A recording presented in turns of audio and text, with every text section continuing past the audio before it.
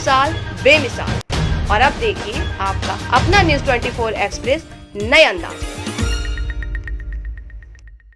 नमस्कार, आप देख रहे हैं न्यूज़ 24 एक्सप्रेस और मैं हूं नेहा परिहार आपके साथ। आइए रुक करते हैं आज के बुलेटिन की।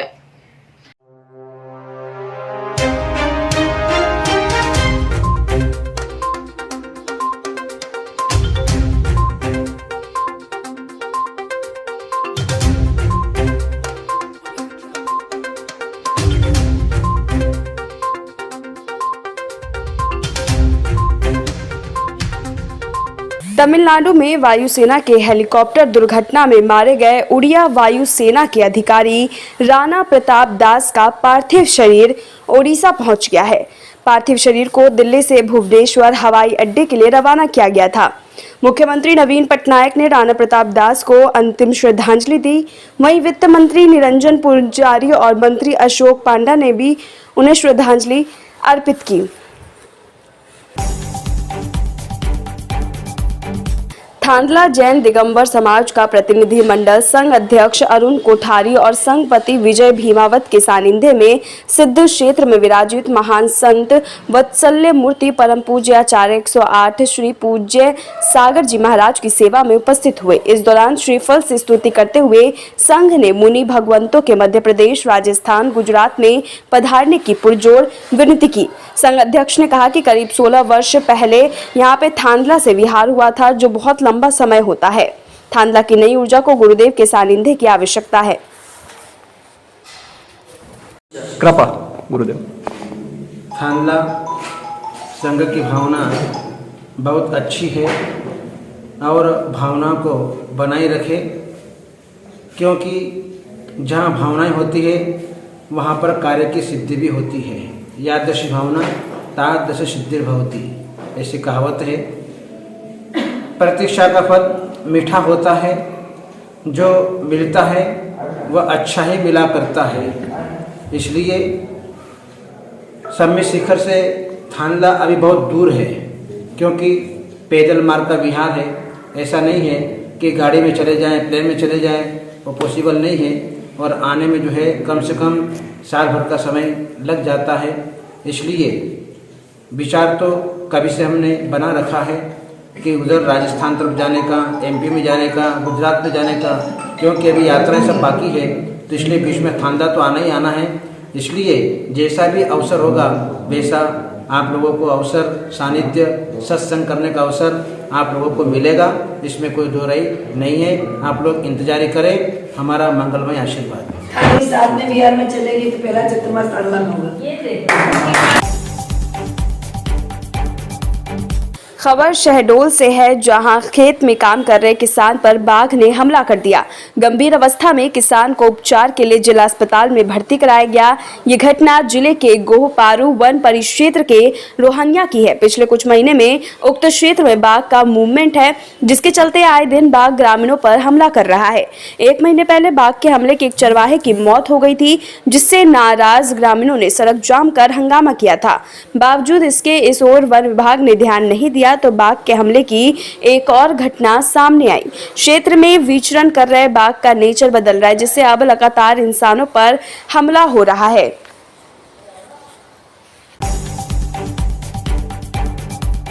होशंगाबाद में नर्मदा किनारे हजारों साधु संत ने साधना तप की है। इन दिनों नर्मदा परिक्रमा किए जा रहे हैं। वहीं एक संत सतगुरु भैया जी सरकार भी इन दिनों नर्मदा परिक्रमा कर रहे हैं, जिन्होंने प्रकृति से सहेजने और नर्मदा नदी के साथ अन्य नदियों को बचाने का संकल्प लिया है। लगातार यात्रा कर संदेश दे रहे हैं। वहीं होशंगाबाद पहुंचने पर यहाँ की जनता से रूबरू हुए। हजारों की संख्या में लोगों ने संत भैया जी सरकार के दर्शन लाभ लिए। उन्होंने नर्मदा जी की महिमा बताई और महा आरती की। फिर भक्तों को नर्मदा के अस्तित्व खोने से बचाने के लिए बताया। जल्दी वनों की पेड़ों की कटाई, खनन, गंदे नालों को नदियों में मिलने से नहीं रोका गया तो नर्मदा का अस्तित्व खतरे में है। वही बताया कि जिस नदी को देखने मात्र से पुण्य लाभ मिलता है, उससे बड़ा सत्य और कुछ नहीं। कर रहे हो और किसके साथ कर रहे हो? मैं 29 तारीख से परिक्रमा कर रहा हूँ। 1 तारीख को हमने निवार से शुरू की थी। मैं दादाजी के साथ परिक्रमा कर रहा हूँ, नर्मदा जी को स्वच्छ और हरा भरा रखने के लिए। तो उद्देश्य इतना बड़ा है, आप कब तक चलेंगे दादाजी के साथ? अभी परिक्रमा समाप्त होएगी 14 तारीख को। दो है कि जितनी इस अमृत तुल्य जल में बड़ी तीव्रता से दूषित विषैला रसायन मिल रहा है, जिससे नर्मदा का जल दूषित हो रहा है। दिन रात गंदे नाले मिल रहे हैं, मलमूत्र मिल रहा है, विषैला रसायन नर्मदा के जल में मिल रहा है, जिससे बड़ी तीव्रता से माँ नर्मदा का जल दूषित हो रहा है। और जितनी तीव्रता से माँ नर्मदा का जल दूषित हो रहा है, उतनी ही तीव्रता से हमारे गांव नगर और समाज संक्रमित हो रहे हैं, तरह तरह के रोग और व्याधियों से जो है वो ग्रसित हो रहे हैं। ये नर्मदा के जल के शुद्धिकरण के लिए ये व्रत है। दूसरा, इससे भी बड़ी समस्या इस समय पर नर्मदा के तटीय क्षेत्रों में है। माँ नर्मदा का जो प्राण क्षेत्र है वो हरित क्षेत्र है, और माँ नर्मदा के प्राण क्षेत्र वो हरित क्षेत्र में, जल संग्रहण क्षेत्र में जरूरत, व्यवस्था और सेवा के नाम पर धीरे धीरे वो हरित क्षेत्र धीरे धीरे सिमटता चला जा रहा है, खत्म होता जा रहा है। जंगल, अभ्यारण्य, पेड़ पौधे जरूरत और व्यवस्था के नाम पर जो है विगत कई वर्षों से काटे जा रहे हैं, जिसके कारण बड़ी तीव्रता से नर्मदा का जल स्तर कम हुआ है। और जितनी तीव्रता से जल स्तर हो रहा है, आसपास के तटीय क्षेत्र के जो है सैकड़ों गांवों में जो है वो आज गर्मी के दिनों में उनको पानी की किल्लत होती है और पानी की त्राही त्राही मच रही है। ये सत्याग्रह व्रत हम विगत 400 दिनों से निराहार चल रहे हैं, और हम घाट घाट पर और जो नर्मदा के पथ पर बसे गांव हैं, नगर है, उनसे हम सत्य का आग्रह कर रहे हैं कि माँ नर्मदा का जो प्राण है वो पेड़ पौधे हैं, अभ्यारण्य हैं। यदि नर्मदा के तटीय क्षेत्रों से यदि पेड़ पौधे जरूरत और व्यवस्था और सेवा के नाम पर यदि नर्मदा के तटीय क्षेत्रों पर अतिक्रमण और अंधाधुंध जो है वो खनन होता रहेगा, तो आने वाले विगत 2, 5, 10 साल के बाद 2030 तक ये स्थिति रहेगी कि सैकड़ों गांव जो हैं वो बिन पानी के हो जाएंगे। और नर्मदा का जल जो है वो हमारा जीवन है, उसी से हमारा अस्तित्व है। नर्मदा पर केंद्रित हमारा जीवन है, नर्मदा पर केंद्रित हमारी व्यवस्था है, नर्मदा पर केंद्रित हमारा विकास है। एक आत्मनिर्भर मध्य प्रदेश का या आत्मनिर्भर समाज की परिकल्पना बिन नर्मदा के संभव नहीं है। हमें कहीं ना कहीं इन जीवनदायिनी नदियों के संरक्षण और संवर्धन के लिए हमें जनभागीदारी को सुनिश्चित करना पड़ेगा। और हम इस समय नर्मदा परिक्रमा पर हैं, और परिक्रमा हमारी ये साधना है। और नर्मदा के तटीय क्षेत्रों में जो गांव नगर आ रहे हैं उस पर हम जन जागरण कर रहे हैं, जवाबदार जिम्मेदारों को बोध कराने के लिए और जन भागीदारी को सुनिश्चित करने के लिए ये सेवा व्रत है। किस तरह का आग्रह रहेगा सरकार से, और आमजन से क्या अपील है आपकी? क्या होना चाहिए, क्या लोगों को जुड़ना चाहिए, किस तरह से आदेश? सत्ता, समाज और भक्त प्रेमियों से हम एक ही सत्य का आग्रह कर रहे हैं कि नर्मदा का जो प्राण क्षेत्र है वो हरित क्षेत्र है। और यदि नर्मदा के तटीय क्षेत्रों में यदि पेड़ पौधे ऐसे ही ज़रूरत और व्यवस्था के नाम पर वो हरित क्षेत्र, जिस पर शासन की नीतियां भी हैं, कानून भी है, नियम भी है, लेकिन सेवा और ज़रूरत के नाम पर, व्यवस्था के नाम पर हम उस जीवन क्षेत्र को धीरे धीरे खत्म करते चले जा रहे हैं। तो जवाबदार जिम्मेदारों से यही है कि नर्मदा के तट पर जो जल संग्रहण क्षेत्र और हरित क्षेत्र है उस पर उच्चतम न्यायालय के आदेश भी हैं, राज्य सरकार, केंद्र सरकार की नीतियां भी हैं, नियम भी हैं कि हरित क्षेत्र में, नर्मदा के जल संग्रहण क्षेत्र में जल भराव से 300 मीटर तक किसी भी प्रकार का कोई निर्माण, कोई अतिक्रमण करना सख्त मना है।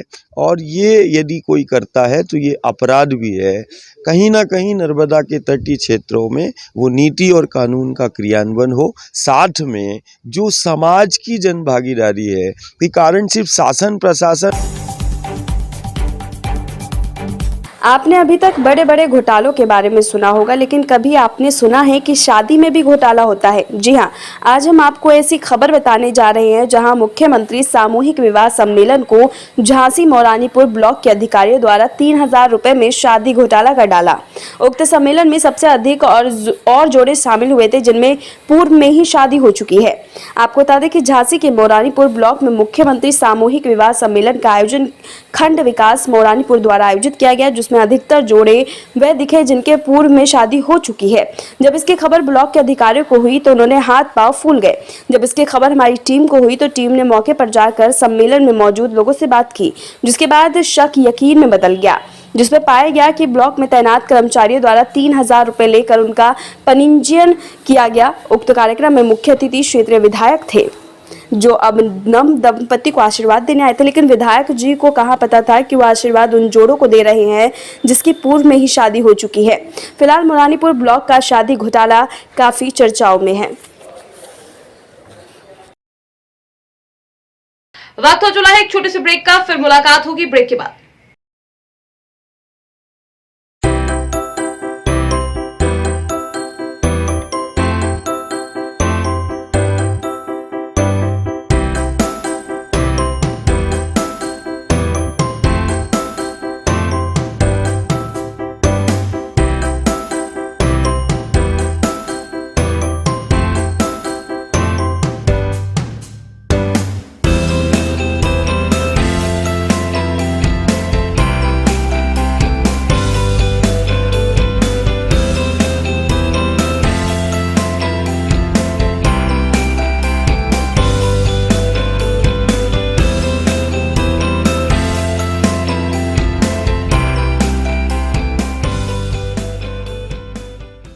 ब्रेक के बाद एक बार फिर आप सभी का स्वागत है। आइए बढ़ते हैं अगली खबर की ओर।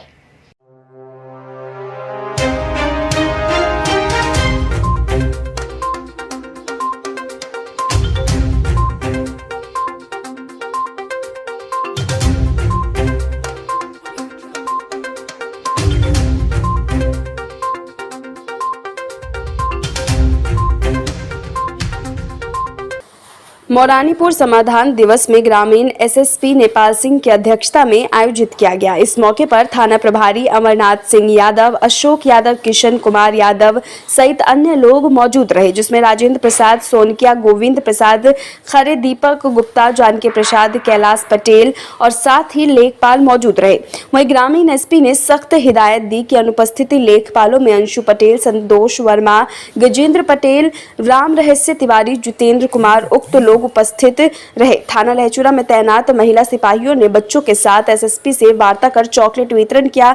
वहीं एसएसपी के थाने का निरीक्षण भी किया, अपराधियों का रिकॉर्ड भी चेक करा और उन पर कार्रवाई करने की बात भी कही। क्या नाम है आपका? पुष्पा देवी। कहाँ से आई हैं आप? भाड़रा से। यहाँ किस काम की आई थी आप? शादी करवाने। तो क्या हो गई शादी? क्या कह रहे हैं? क्या कह रहे, 2 जोड़ा दिए थे हमने, तो एक जोड़ा का नाम आया, एक जोड़ा का नहीं आया। नाम क्यों काट दिया? का पता नहीं सर। और पैसों की डिमांड कर रहे थे क्या? नहीं कह रहे थे कि नहीं ले जा जी फार्म आराम, और वैसे ऐसे आगे ले गए, कुछ पैसा ऐसा लगा जब बहुत फार्म जमा। अच्छा, पैसे लगते हैं, फार्म जमा होते हैं। अच्छा, कौन कह रहा था? लोग कह रहे थे। बताओ ना, मैडम कह रही थी क्या कोई?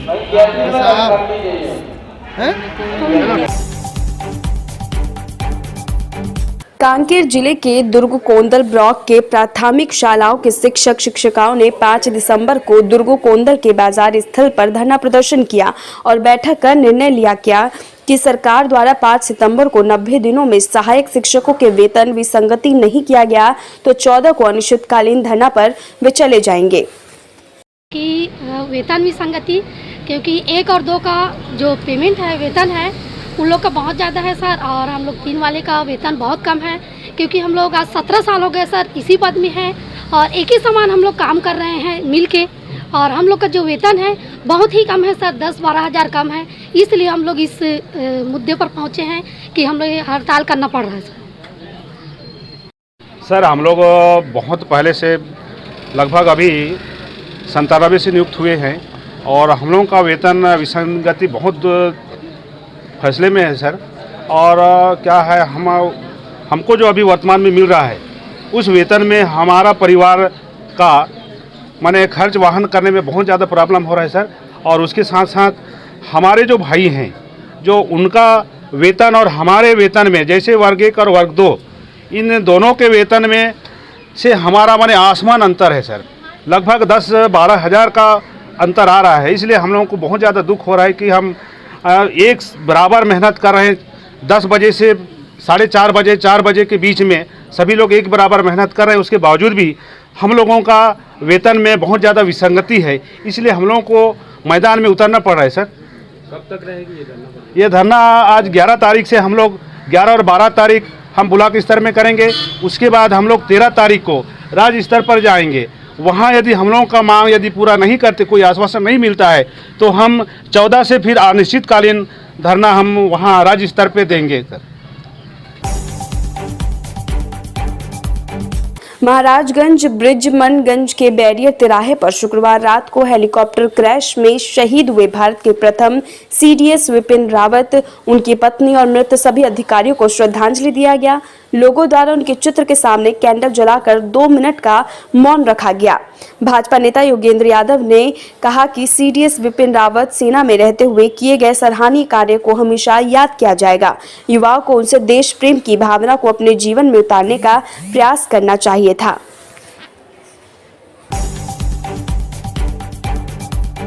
तारानगर के न्यायालय परिसर में सिविल न्यायाधीश और न्यायिक मजिस्ट्रेट ममता रोहिला की अध्यक्षता में राष्ट्रीय लोक अदालत का आयोजन किया गया। उक्त लोक अदालत में सदस्य के रूप में अधिवक्ता केदारमल स्वामी का सहयोग रहा। न्यायाधीश रोहिला ने बताया कि राष्ट्रीय लोक अदालत में कुल 129 प्रकरणों का निस्तारण किया गया, जिसमें 72,27,625 रुपए की वसूली हुई। इस मौके पर गोविंद सिंह, भगवान दानचारण सहित अन्य लोग उपस्थित रहे। बलरामपुर जिले के राजपुर ब्लॉक के अमडीपारा में क्रिकेट मैच का उद्घाटन जिला कांग्रेस कमेटी अध्यक्ष राजेंद्र तिवारी के द्वारा किया गया। आपको बता दें कि बलरामपुर जिले के राजपुर जनपद के ग्राम पंचायत अमडीपारा में आज क्रिकेट मैच का उद्घाटन में जिला कांग्रेस अध्यक्ष राजेंद्र तिवारी के मुख्य आतिथ्य में संपन्न हुआ। उद्घाटन मैच आरा और बलरामपुर के बीच खेला गया। आज के बुलेटिन में फिलहाल इतना ही। बने रहिए न्यूज़ 24 एक्सप्रेस के साथ। नमस्कार।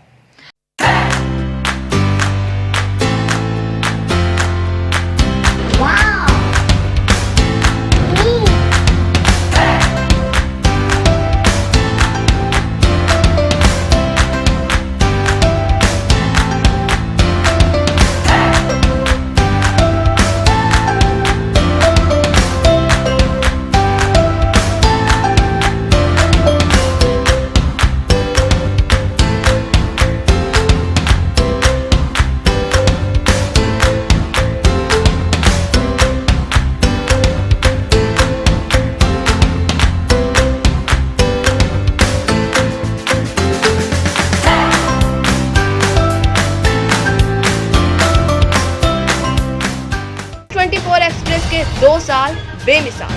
और अब देखिए आपका अपना न्यूज़ 24 एक्सप्रेस नए अंदाज।